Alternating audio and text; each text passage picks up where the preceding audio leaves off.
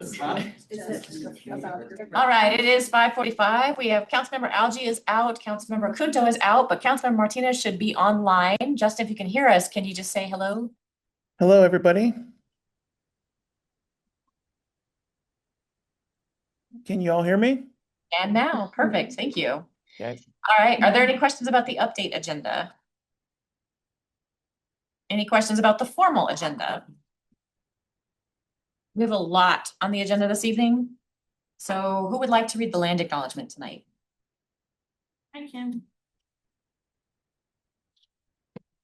All right, we have a resolution for John Eller's retirement.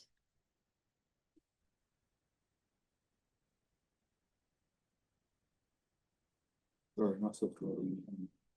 I can do it. And we have a resolution for Disability Pride Month, which I have you down for. 7C is Parks and Rec Month. I'll do that one. So, okay, then we have a public hearing. 10A is annexation into Ward 3. Well, there's 4 of them. Yes, A1, A2, A3, and A4. All right, there's also another one.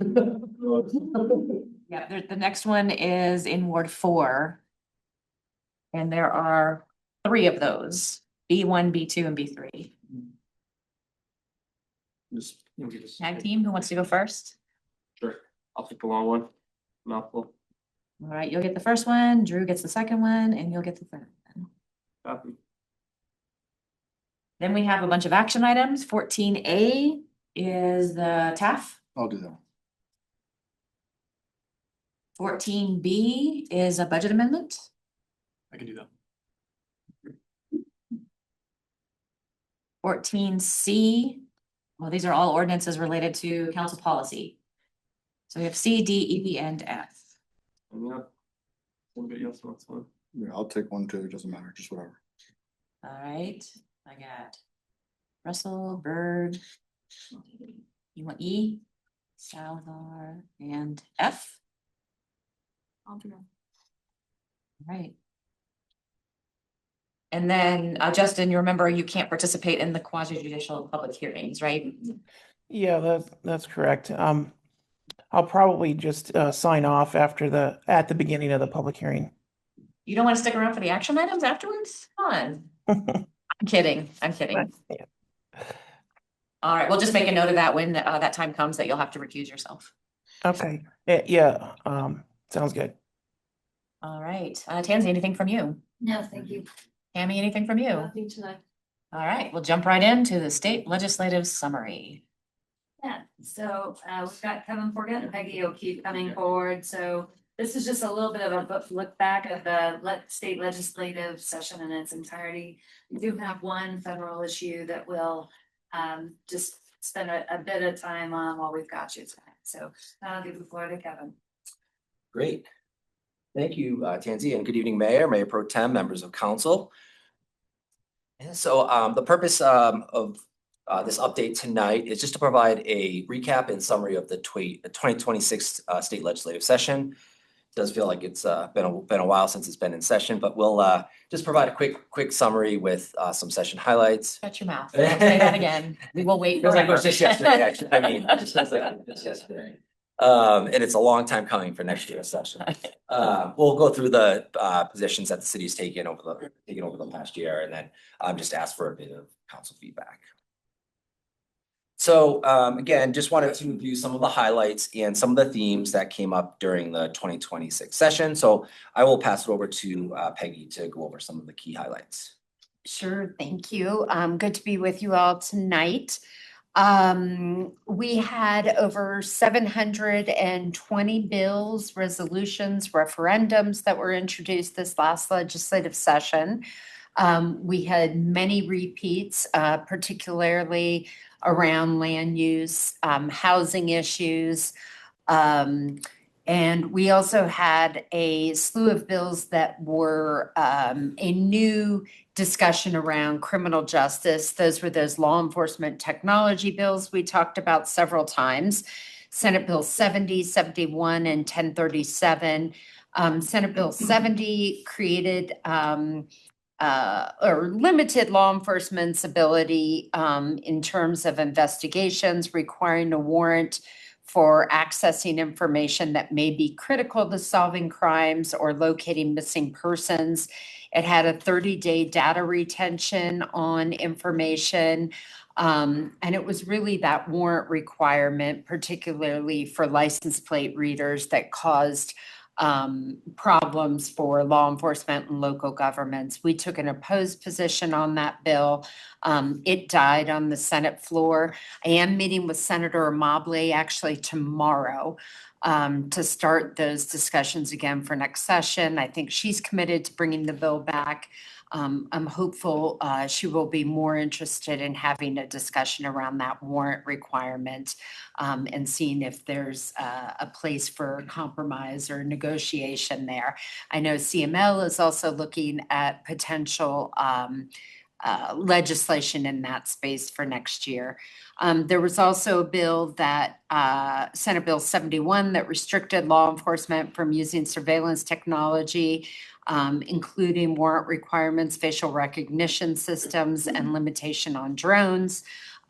Also limited data retention of technology. And then 1037, which was the search and seizure bill. This bill also died in its first committee, as did Senate Bill 71.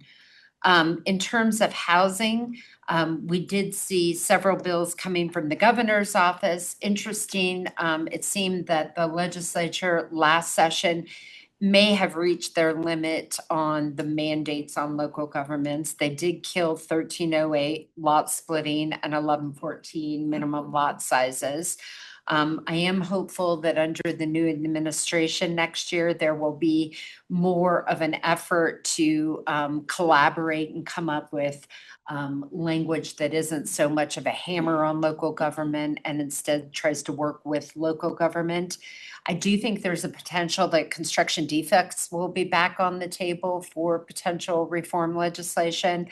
And I wouldn't have thought that a couple months ago, but it does seem like that's something that we might see next session.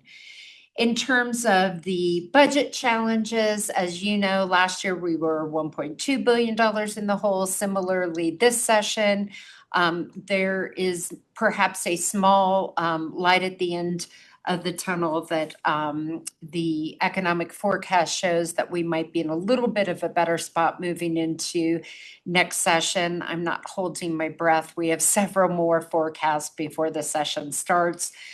So we'll see what that shows up as in the December forecast, because that'll really influence what the budget will look like down at the Capitol. We also saw legislation around data centers. As you recall, there was a bill that was more incentive focused that some of the business community brought. And then there was legislation from the environmental community that had more guardrails restrictions on it. That too, there's a meeting tomorrow for the first stakeholding on data centers. So again, I am hopeful that this year we may be able to have some more conversations before session starts. Last year, neither one of those camps really involved other people, and I think it was a big mistake. Couple of bad rumors I've heard is that we may go back into special session on data centers. I think that would be a terrible mistake. It would be similar to the AI special session because everybody's still stuck in their camps. I think it would be a disaster. The other issue that potentially we go back into special session on is around ballot initiative 175, the transportation ballot initiative. As you recall, at the very end of session, the legislature passed House Bill 1430 to try to put limits if ballot initiative 175 passes. 1430 would really limit some of the money that would go towards roads and bridges. I think because it was drafted so late in the session, there are a lot of holes in that language. So the thought is, do we need to go back into special session and address it, knowing that 175 is looking pretty good in terms of polling right now for its potential to pass. Politically speaking, I think there's a real hesitation to go back into special session. I'm not sure the governor is anxious to go back into special session. So we will see. I'm hoping they're just all bad rumors at this point, but we'll certainly keep you posted and share information as we get it related to the special session. But now that the primaries are over, I think everybody is anxious to get moving and start discussions on legislation for next session. So I think things will start moving pretty quick. Great. Thanks, Peggy. You bet. So next, we just wanted to talk just a quick summary on the position bills that the city took positions on. This past session, the city took a position on 17 different bills. Just for comparison's sake, I think the previous year in 2025, the city took 16 positions, so pretty close to those 2 years. In terms of the 17 bills, 6 positions were opposition positions. Of those 6 opposition positions, 5 died and 1 was signed by the governor. That was HB 1001, which we know was one of his leading bills. In terms of support, the city took 5 support positions, of which 3 passed, 1 died, and 1 was vetoed by the governor. The city took 3 monitor positions. 1 was signed by the governor and 2 died. And then to cap it off there, the city did take 3 amend positions, of which 1 died. So there's a list of the bills there. I'm happy to answer any questions on that.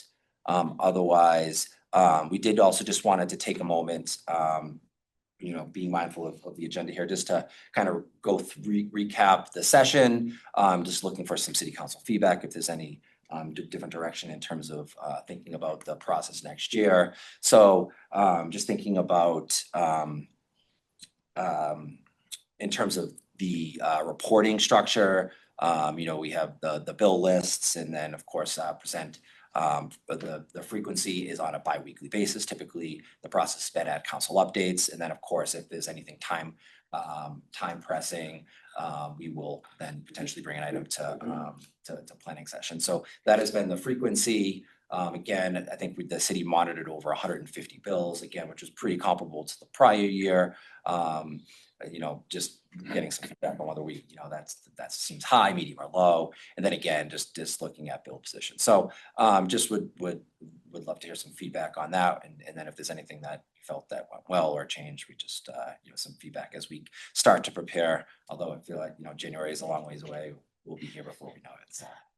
The other thing I just did also wanted to mention is that staff had met with BTAC in the middle of the session. At their request, we did provide some updates on bills that the city was tracking that had some potential impacts on businesses.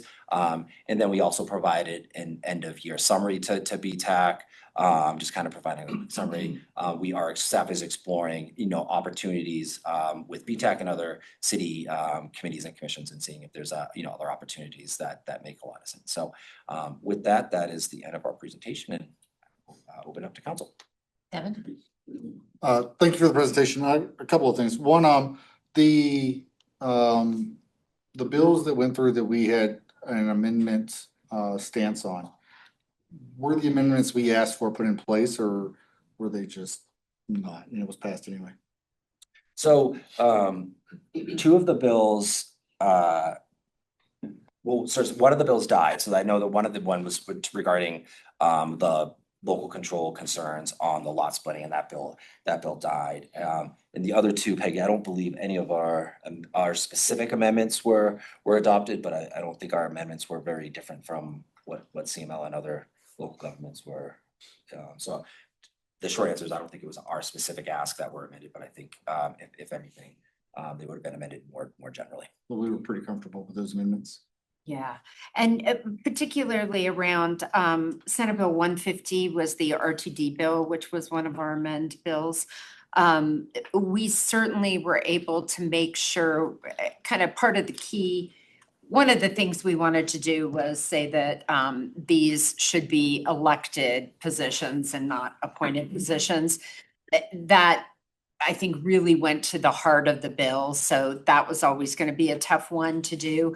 But some of the things we were able to push for was to make sure that ridership wasn't the determining factor, so it wasn't Denver centric. It was something that held Adams County and Thornton and the communities outside of the Denver area, and making sure that those communities had an impact and had influence on RTD. So that I think was successful. The one around the Lethality Assessment Act, that was one that the majority leader was bringing a bill, and this was one of the victims advocates bill. And again, I think part of what they wanted to do in that bill was make sure that there weren't advocates that were associated with a particular local government, which of course was the very thing we were trying to do. So that one we weren't successful on. But, and then the last one that Kevin mentioned, the lot splitting, we talked about on that one, should we oppose it? Should we try to amend it? Good news is the bill died, and I think that was the heart of where most folks were really on that bill anyway. Great. Next question. I know at a high level, the ballot initiative is going to be pushed, like they're trying to push it through, and it sounds like it's probably going to get put on the ballot anyway. Does that affect local municipalities as well, or is that more of just a state level road maintenance in general?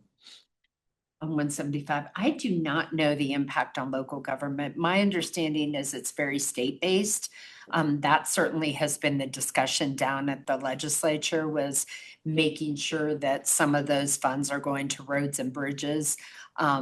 But I'm not sure if there's a local government portion of that ballot initiative, but we can certainly check on that for sure. And I've read through it and I haven't seen anything Okay, I haven't read impacting through it. local governments. Yeah, that doesn't surprise me. We can Make sure we're not in the fine print somewhere. where Yeah, we're- right. Any other questions? I'll just feedback. I think timing every other week is great. First time seeing, obviously sitting in this seat for the first time and seeing the legislative update, it's a lot. Yeah. So I think that bi-weekly is super helpful just to keep up. But all the information, super helpful. So keep that up. And, I think as far as priorities go for next year, obviously it'll be a topic for next year, but I think there'll maybe be some adjustments in that, or at least a discussion around that as well. Really appreciate your summaries. That cranks down on a lot of information, even stuff that we're not tracking. So it's really helpful. Thank you. Yeah, I'd agree. Those emails that you would send us in between meetings were extremely helpful. Good, I'm glad. Anyone else? Thank you very much. Perfect, thank you.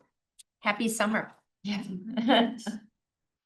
All right, private activity bond. So we are gonna try Okay. to grab you on one federal issue. Oh, you're right. Thank you.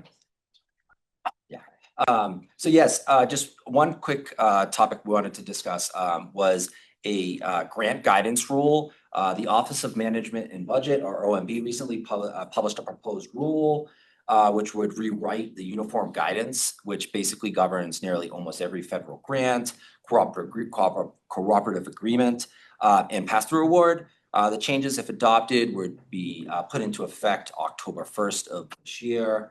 As fairly typical, I would say, with the federal rulemaking process, there definitely were a lot of comments. I think there were about 341,000 comments submitted, particularly on this rule. So in terms of what the rule itself would do, the OMB did state that their purpose for their proposal would be to improve transparency and accountability, elevate OMB edicts from guidance to actual formal regulations, and then hope to reduce regulatory burden on both the federal grant administrators and also grantees. So there are some concerns with some of the provisions and some of the impacts on local governments that we just wanted to highlight, particularly around the increase on administrative burden on local governments. Some of the new provisions would expand compliance on local governments regarding oversight and of expectations for pass-through entities administering subawards. So it could potentially increase risk for formula funded programs managed by both the state and local governments. So there's some more administrative burdens put on through that piece there. And then the other piece is it would allow granting agencies the authority to add or remove specific conditions throughout the grant performance period, so in the middle of the grant, based on risk factors. However, there's no real guidance on what risk factors there may be, so it's a little bit ambiguous, which makes for some potential extra burden and some uncertainty through the grant process. There's also some concerns around some uncertainty on funding. The new proposed rule would allow agencies to terminate a grant award during the actual grant period, so mid-grant, if the grant was determined to the award was no longer aligning with programs of the executive branch policies in effect at that time. And then finally, I think there is some concern that the new proposal could potentially further politicize federal grant making, where it's been seen as a little bit more administrative. So one of the areas in the proposal would allow agencies to consider an applicant's history of questionable practices, in quotes. They didn't really provide guidance on what questionable practice means, so it is a bit open to interpretation. And then recipients are expected to adapt to executive orders, even though they're not codified. So those could change in a performance period as well. And then finally, just it is introducing some pre-issuance review, meaning that as part of the broader merit review process, typically that is handled by career subject matter experts, but political appointees would be a part of that process now, which would potentially impact the selection of funding. With those concerns, there are also some portions of the proposal that potentially could make applying for and managing grants easier. So they are looking to simplify the NOFO. So basically making a requirement that NOFO, notice of funding opportunities, should be written in plain language. So making sure that's not just technical jargon. They are asking that executive summaries in the NOFOs be limited to no more than 500 words. So trying to make it a little bit more easy to read. And then that NOFOs have to be posted for at least 30 days, giving people adequate time to review it and decide whether or not they want to apply. And then finally, the proposal is encouraging agencies to ensure that that NOFOs are accessible to a broad range of applicants. So with all that being said, the city can certainly submit comments to the Federal Register. We can write a letter to our delegation expressing our concerns, or we could even ask our delegation to submit our comments on our behalf. So just wanted to bring this to your awareness and then see if City Council had any direction. The only thing I would add is I think many of you have seen communication from CML encouraging cities to express opposition. So CML, I think, has taken a position and is encouraging members to take a position. Yeah, I think it's looking at it, they're making it easier to apply, but then easier to take it away right in the middle of the project. So I do think we should support CML's role and whatever we can do to make sure that we get that opposition out there. Drew? I was going to say, agree, it's a letter of opposition, whatever we need to do to express our ideas or dissatisfaction with certain parts of that. Is there any objection to that approach? Whatever way you think is easiest, it's all of the above. Sounds good. Thank you. Thank you. And next up, we do have private equity bonds, and Cheryl Steinberg will bring this forward as she comes forward. This is an allocation that the city gets each year, so we'll both be talking about the applications that came in for assignment of these bonds and both the prospective things in terms of 2026 and some recommendations we have to reallocate prior allocations that were not able to be used. All right. As Tansy mentioned, this is a little more complex than we're used to for private activity bonds, but I think we'll have an exciting finish. So we're going to obtain hopefully direction from council on reassigning and assigning private activity bonds. I'll bring you an overview of private activity bonds. We're going to review 24 and 25 reassignments, review the 2026 assignment, and the proposed projects related to those. Then we'll provide our staff recommendations and field any questions and hopefully receive direction from council. So in our overview, private activity bonds, tax exempt municipal bonds allocated by the state to the city, and then they're issued to qualified entities like a maker housing partner to finance projects for public benefit, such as affordable housing and public facilities. Private activity bonds are not cash, they're bonds, and the interest earned on the bonds by the investor who takes them on, they're tax exempt, so that's how they're earning their money, allowing the receiving entity, like a maker housing, to access lower cost capital, a lower cost loan. The bonds are then repaid by the qualified entity, maker, for example, not the city. They are allocated by DOLA to the city. We need to get everything packaged, approved, and submitted by September 15th. And the private activity bonds need to be used within 3 years once they're issued. So just a quick history. You've got the full accounting in your packet. But last year, in 25, we had 9.4 million. We allocated that to related affordable to renovate Dawson Square apartments. There's 36 units existing, primarily occupied by seniors. In 24, going back another year, we had 9 million roughly. We assigned that to Maker to construct the Clyde Court apartments, the 80 units there. In 23 and 22, Maker received them to do their amazing remodel and rehab of Overlook apartments. In 21, Chaffa received them for first-time homebuyer assistance. So that's a quick 5-year review of the kinds of things that we've done in the past with the bonds assignments. So looking back at the recent history of 2024, those went to Maker Housing Partner again for Clyde Court, but it was not approved. So they're going to expire next year. So we need to address that this year in order to use them. Then in 25, we provided related affordable developers to renovate Dawson Square apartments. Maker is issuing bonds for related affordable. By July now, it looks like maybe by August of 26. And the project will start in just a few months. So they're ready to go. A little more recent history is we had federal policy changes that permanently dropped the private activity bond match requirement for LIHTC funds, the low income housing tax credits. And this is amazing. The requirement dropped. So the match was required was 50%. Now it's only 25%. This doubles the capacity of our private activity bonds, which is wonderful.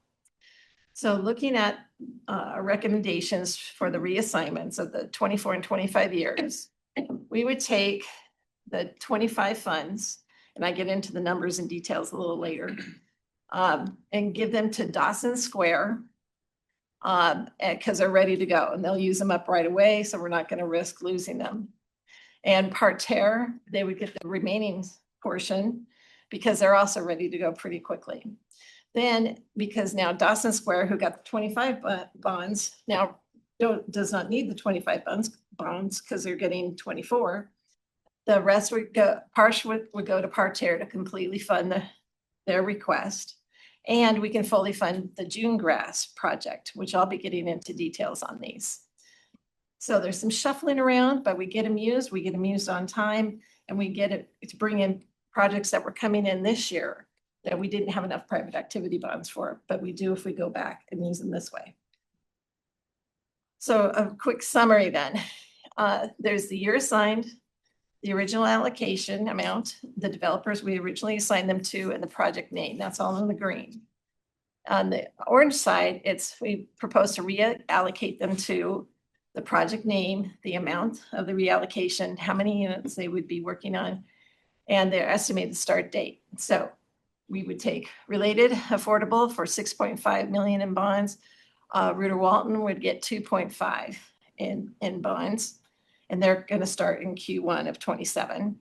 Then for the 25 funds, we'll finish up what Reuter Walton requested with the 25 funds, a portion, and then Maker Housing Partner would get for the June Grass project, the 6.8 million in bonds for a 72 unit.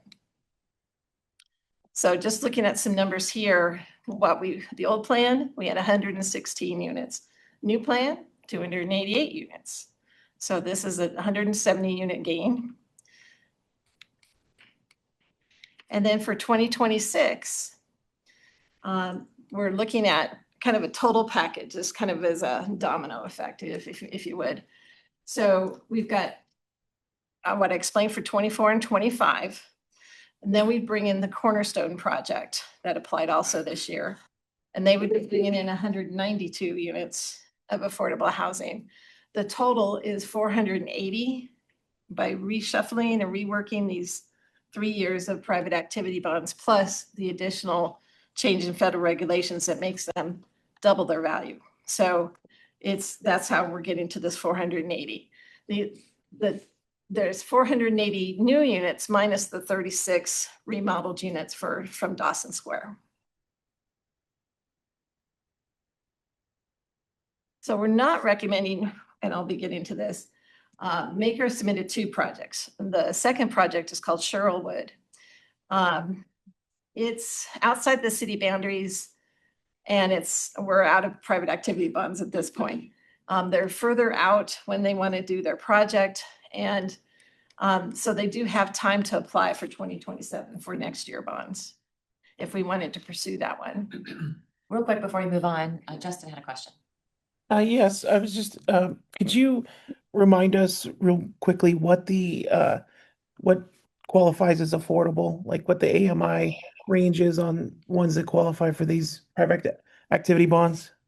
You bet. Typically under 70%. When I go through each project, I'll have their spread of, usually it's between 30 and 60% of area median income. But I've got each one identified as we go forward. Okay, thank you. Sure. All right, so we have a process to this. We get the allocation from DOLA early in the year, and then we advertise, we send out for letters of interest to come in. We directly invited 76 affordable housing organizations and developers.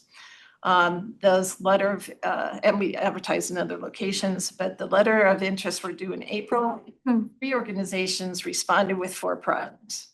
Staff then reviewed those project descriptions, benefits to the city, timeliness, financial, packaging, risk levels to the city, organizational experience, and then we scored and make recommendations. So the scores wound up like this. So Cornerstone scored the highest at 100. This is out of 145 total points.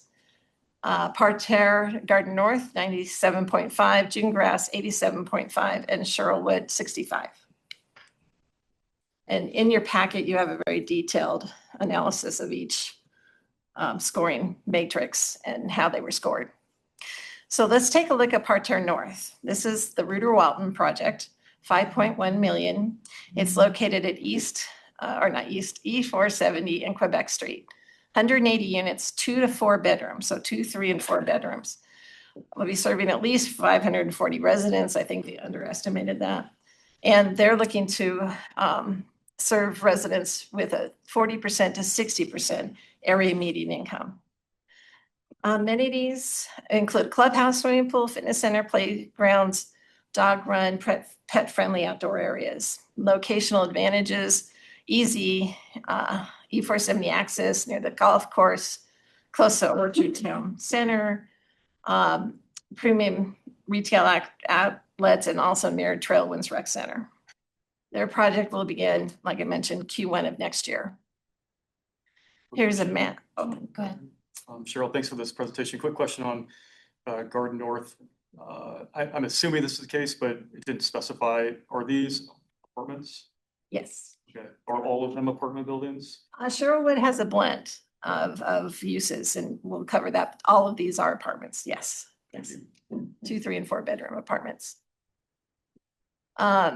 So looking at the Ruderwalden Parterre Garden North project, the red dot there, that's the 23 acres. They'll be working on the left side there. Master Plan Community partnering with Maker on this one to help issue the bonds and some other benefits they can receive. This is in the northern part of the city, which is a desire of the city to kind of not concentrate these more affordable units, and they're larger units, 4 units, a lot of them. And that helps with larger families and more multi-generational families. They received the score of 97.5. Cornerstone, they asked for the full 2026 allotment, 10,637,000 in bonds. They're at 142 in York, west of the tracks, 192 units, family focused, 1 to 4 bedroom. They anticipate serving over 1,000 residents with an AMI between 30% and 60%. Amenities are significant: community room, business center, elevators, fitness center, picnic areas, tot lot, dog park, sport court, playgrounds, bicycle parking, rentable garages and storage, washer drying in each unit. And they also, their history over the years, they provide through their management company empowerment services, eviction prevention, buying a first home, those kind of, budgeting, those kind of services for their residents. It's clear to or close to I-25.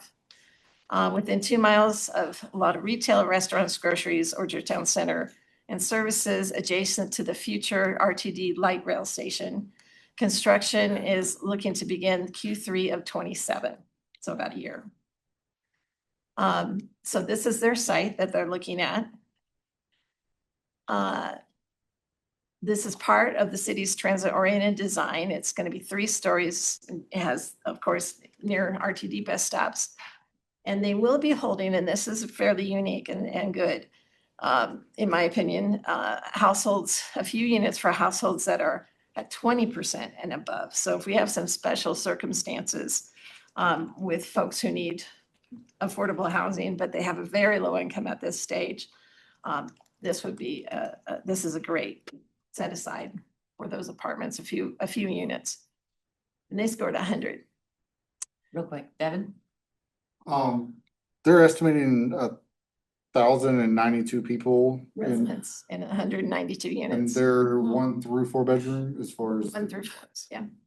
This is this averaging like 5 people per apartment. It seems like a lot. They're very family focused on this one, so. They may have come in a little high too on their estimations. So then this is Maker Housing Partners, Sherwood project. They're asking for 4 million. Did I do June grass already? Not yet. Let's see. Okay, I'm going the wrong way. No, I'm still going the wrong way. Sorry, guys. I'll figure this out.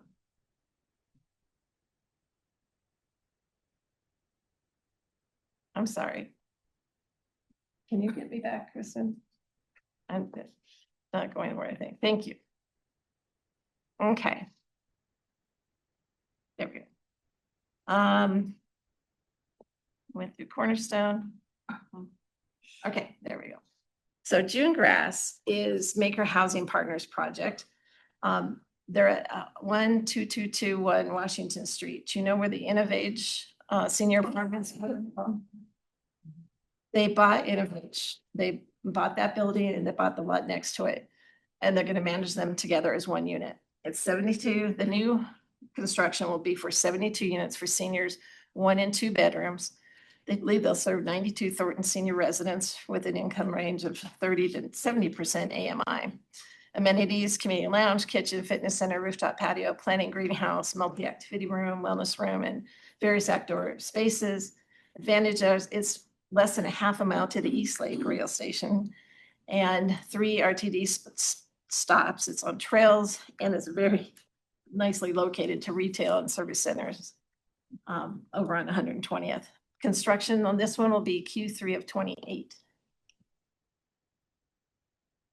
This is the lot right to the left of the current InnovAge building, which is now called June Grass. And Maker is one of our historical partners in affordable housing development. It's a 4-acre site, 4 stories with a flat roof, purchased from InnovAge, and they'll operate together. Similar neighboring land uses. To the left is another senior complex. The north is rental. Score of 90. Their second project they submitted was for Sherwood. Outside of the city, 60 units for seniors 62 plus, serving 30 to 60% AMI. Playground, picnic shelter, grill, community lounge, kitchen, fitness center, rooftop patio, multi-activity room, small library, and informal meeting spaces are the amenities they're proposing. Locational advantages here. It is near an RTD bus stop, easy access to 25 and 36. It's near retail, restaurants, groceries, pharmacy, appliances, equipment, essential services. And we point these things out just so they're not in a food desert. They're not, in a place that doesn't have transportation, those kind of things. Construction there would be Q2 of 28.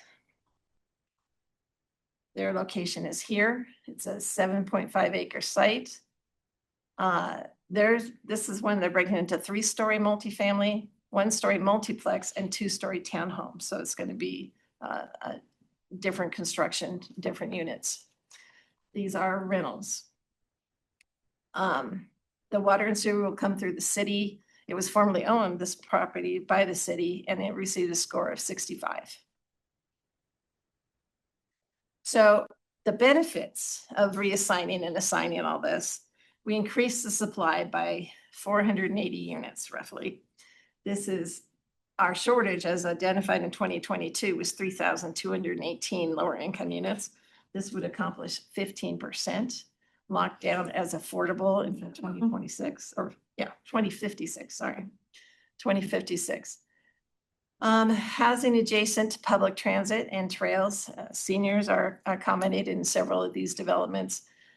Specifically, housing to accommodate the physically disabled as well is an accommodation for those senior homes. Families of 4 that earn less than $86,400 would be able to utilize these, live in these housing units.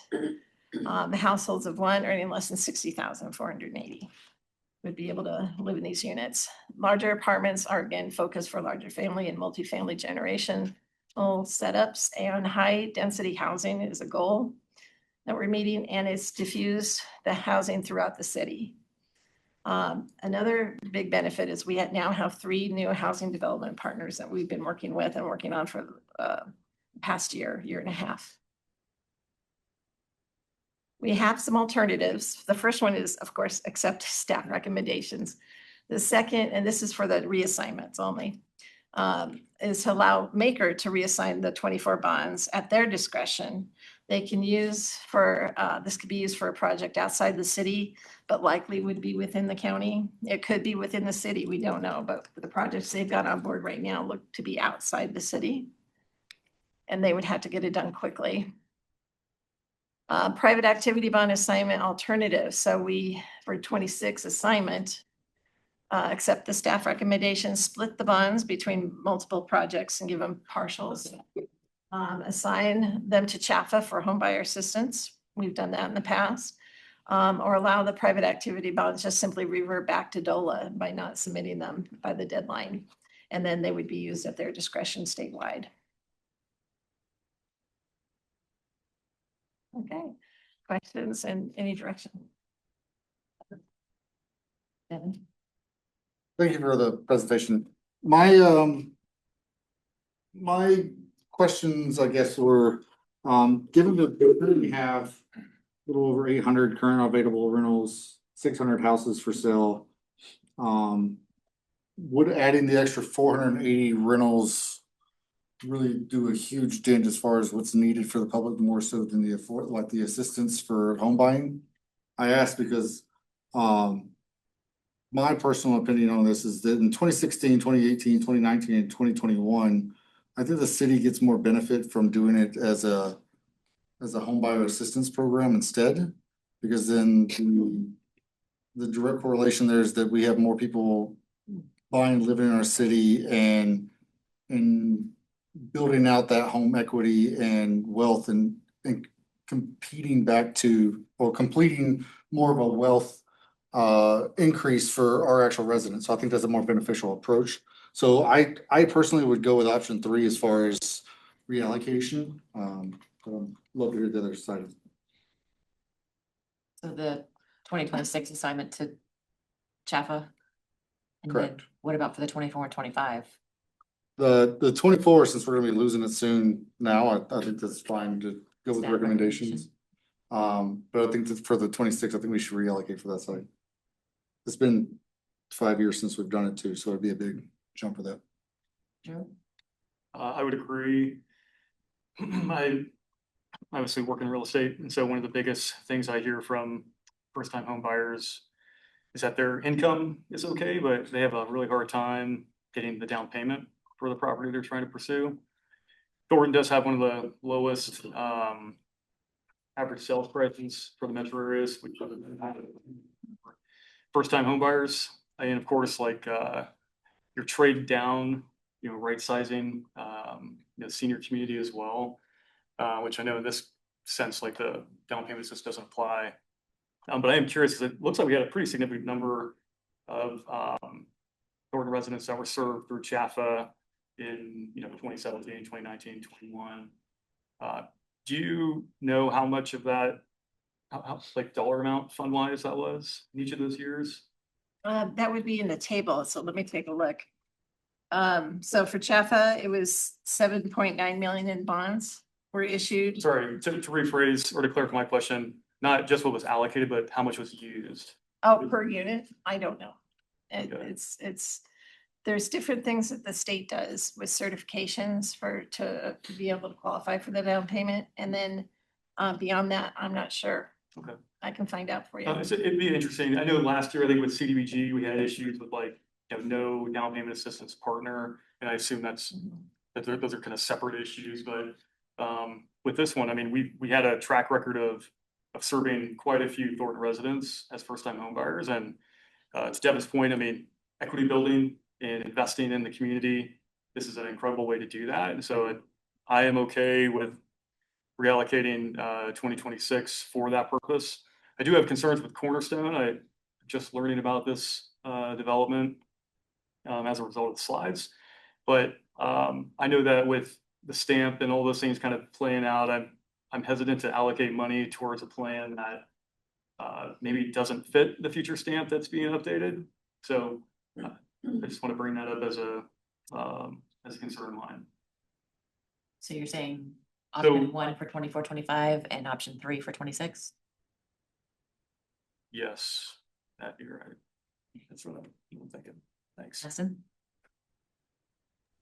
Yeah, my question is about the discussion on allocating them to Chaffa for home buyer assistance. So when we do that, is there a way to assure that it goes to Thornton specifically, Thornton residents who are first-time home buyers, or does that just kind of go into a block for the whole state? No, it would be just for Thornton purchase of Okay. homes. And just to mention that Chaffa, they didn't come to us and ask for the funds, and we haven't gone to them saying we'd like the funds. So we'd have to pull this together very quickly and get it in by September 15th. So not sure if it's even possible, but I can check into it for sure. I'm sorry, the first part you said Chaffa hasn't come to us specifically for the funds, but they're always looking for more funds, or this is something that they They can have an handle, right?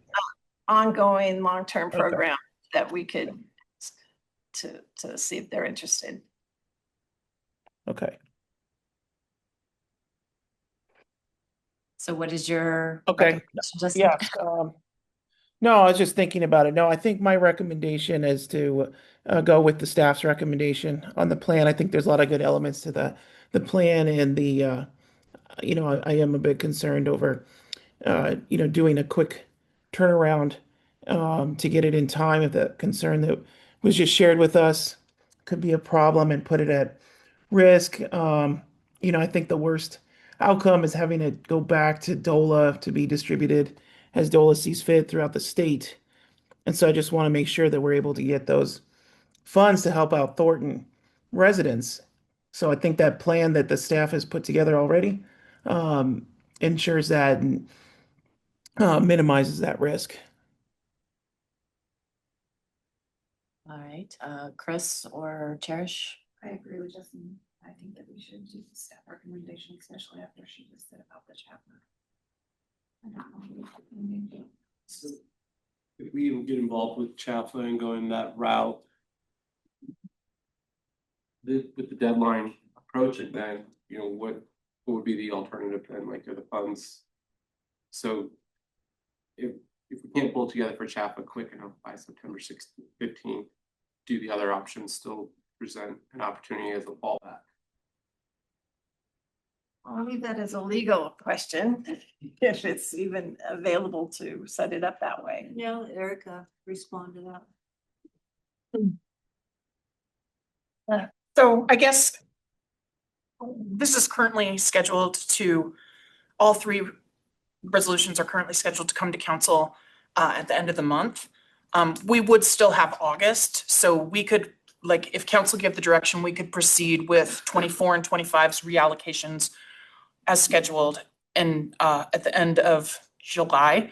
And then we could communicate with CHAFA to see if they can. And I think they likely can put something together, because I think, I mean, they do this for other communities as well. And just looking back, I think Councilmember Morris's question was about how many people get this home buyers assistance when we do give it to them. Just looking at the chart at the end of the package, 2018, we had 7 million, and that served 72 households. 2019, 7.2 million, 102. And then in 2020, which, as Councilmember Byrd pointed out, was the last time, or 2021, the last time we did work with CHAFA for the homebuyer assistance, that was 7.9 million and 66 residents, households were assisted. So this is a larger number, 10 million. You guys can speak more to the market right now than I can, as far as if that's going to help more people than it did in 2021 or less. But I think what we could do is we could proceed. This is a very long-winded answer, I apologize. We could proceed with the 24 and 25 reallocations. And then we would still have time in August if you wanted to consider the CHAFA home assistance or the Cornerstone project as staff recommended.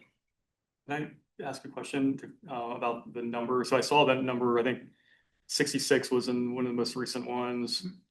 When I look at, 66 times $50,000 as like a down payment assistance, which is a pretty large number, that's only like 3.5 million. So I guess what I'm getting at is how much of the allocated funds did we actually use? Because I know we were allocated that amount.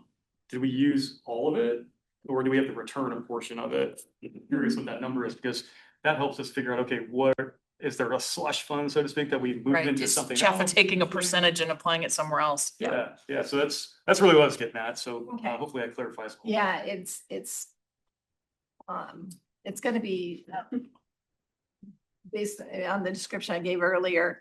It's just the lower cost of providing this service. The down payment assistance is what's the benefit to the bonds are to the state. And then whoever buys those bonds is getting tax-free interest earned. So it's depends on the interest rate. It depends on a lot of what's going on with the issuance and what they're for. I'm assuming on that last part. So, the fact that it's gonna be different amounts year to year to year to year is not unusual. Sure, okay, well, thank you, yeah.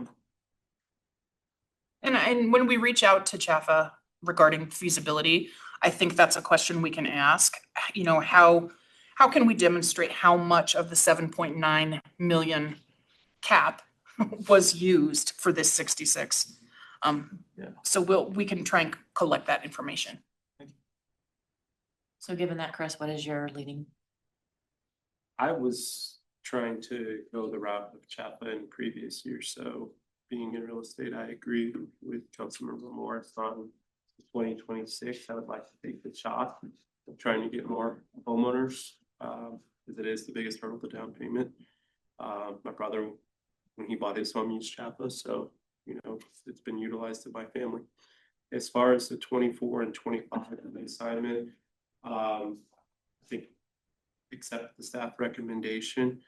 I have one asterisk of concern, it's just because parterre is parterre. So if we go this path and then things erupt maybe in that manner, now we're in a situation that we reallocate towards something that's maybe on a stall. And then to, I think Devin's point, you know, now we haven't reallocated within the time frame to a usable project.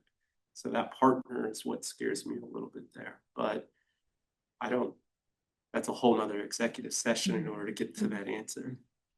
And if I could, you certainly don't have to give all 10 million to bonds to Jaffa. We could do enough to satisfy Parterre's request and the rest to Jaffa, which would be high 7 million in bonds. And the development partner in this case is not, is a different, a developer we have not worked with in the past, right? Correct. They've been in business, they're out of Omaha, Nebraska, and they've been in business for 32 years. They've got projects here for Arvada, Colorado Springs, and they're taking a look at the Arvada one. They're very nice. But they've worked in Kansas, Oklahoma, Wyoming, Texas. This is Cornerstone that you're talking about. Cornerstone, yeah. In US, parterre. Parterre, the Parterre Oh, partner. Parterre, okay. So Parterre is out of Minnesota. They work also in Montana. They've developed 48 ground up projects spanning 5 million square feet and 5,500 units, over 2 billion in value. And they came to us in February for this project. So I did a cursory search on them, and I didn't find anything hugely negative. But that's all we really have on Ruta Welton. So just to be more explicit, because I think these are conversations maybe Cheryl's not. Hines was the master developer, and then they're selling off pieces of that to other developers that are developing sub pieces. So this developer, again, would be a new developer in the context of development at Parterre. There's multiple different developers doing different parts of the project of Parterre. So final answer, because you threw a wild card out there of splitting between Chaffa and Cornerstone. Cornerstone was the highest scored on our audit scoring as well. So That is one option, but I was saying related, Ruta Welton's project would need to be satisfied. Because they would only receive half of what they're asking with the 20, let me think for a second, 24, and then the other half out of 25. So I guess they would be satisfied. Yeah, Yes. okay, sorry. I was thinking they had to come out of 26 as well, I'd but be open to that too, throwing some to Chaffa and then partially supporting the highest scoring project that we had as well. Instead of throwing all 10 to them, satisfied needs across the board. Thought on that, or comment? We got 2 others that have hit their button too. You gotta hit your button, Drew. Yeah. Roberta. I like the last idea that Chris just said. Cherish. I think the apartments make the right assistance to more people, and so let's split it. Drew? I think that's a novel idea. I would like to know. Because again, if we're giving money to Chaffa, we want to make sure that we're giving enough to actually serve even higher number of residents that we have in the past years that we've done the Chaffa assistance. So before agreeing to the new or additional proposal, I'd love to know what is that kind of number that we need to hit with Chaffa to make it seem like hey, we're supporting as many or more Thornton residents potentially with Chaffa down payment assistance. And that could be 8 million, you know, So and then 2 million is what goes to, you know, of course, and whatnot. So to wrap it up, and I know you want to jump into, is that it seems like there's agreement on the 24-25 allocation to go with option one. There's a few more outstanding questions on what those proposals could be for the 2026, but some combination between Chaffa and Parterre or the Cornerstone look likely. Is that what you were going to? Yeah, what I was gonna suggest, we actually end up in August with National Night Out, having a limited times for future meetings. Cheryl will be back with you next Tuesday to talk about community development block grant. So we may be able to refine an option. It will be a pretty quick turnaround. It's unlikely we could get any of that into the packet for Thursday, but we could try to have potentially a touch point with Chaffa and potentially some more nuanced options that you could discuss when Cheryl is here next Tuesday. And part of the CDBG recommendations also speak to some potential first-time home buyer opportunities as well. So there will be an opportunity to sort of thread that into the conversation as well. That sounds like a reasonable plan. Thank you. Thank you. All right, and we have about 13 minutes left, and we need to break before we get to the chambers. So Council Policy 4.2. Yes, so this is a second discussion for you, so we can actually, much of this presentation is the same as you saw it previously. So just a reminder, the Mayor Pro Tem asked us to blow the dust off of a policy that hadn't been updated for quite a while and just reflect the current practice that exists. So there were some outdated references, things that were called different things and the other piece at other points. We did get a lot of feedback and some questions the last time that we discussed this. So we did make some refinements to this policy to try to be even more intentional and explicit with references to processes that exist. So I'm wondering if you could just jump ahead to some of the changes that we made. And then ultimately we can answer any questions. Again, the intent here was just to record what actually exists in practice today. Ultimately, if there's direction to the council, this is your policy and articulates your expectations for each other and for staff. And so we're happy to reflect any direction that the council would like to give. Not to cut Rob Colstead, Deputy City Manager, out of his presentation and his hard work. What she said. In the interest of time.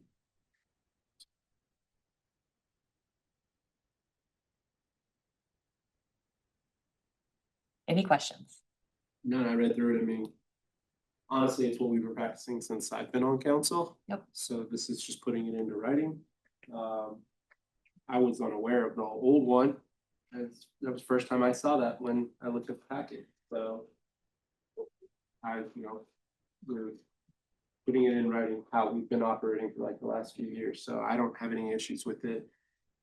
That's all I know. Any objection to the changes? All right, so we'll bring it forward at a future meeting. Why are you looking at me, Rob? I ain't looking at nobody. Question. I think that was the fastest presentation on record, so. Do your homework. All right, Yeah. is there anything we need to do before we break? Anything that anyone wants to bring up? All right, we will break and see you in chambers in 10 minutes.